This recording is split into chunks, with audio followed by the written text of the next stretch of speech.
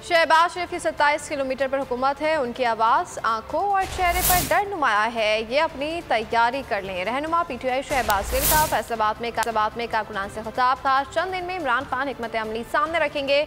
उनको लग पता जाएगा इमरान खान 2/3 अक्सरियत से वज़ीर आज़म बनकर आएंगे।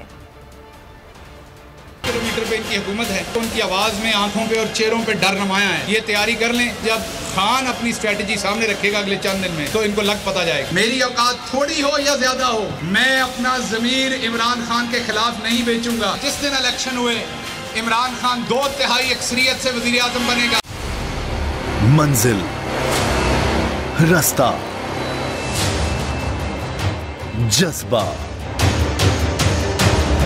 भयानक सच्चाई से हटाए पर्दे और तोड़ डाली झूठ की बेड़ियां।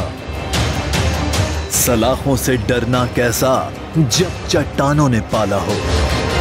इमरान खान बोल के साथ जुम्मे से इतवार रात 10 बजे सिर्फ बोल न्यूज पर।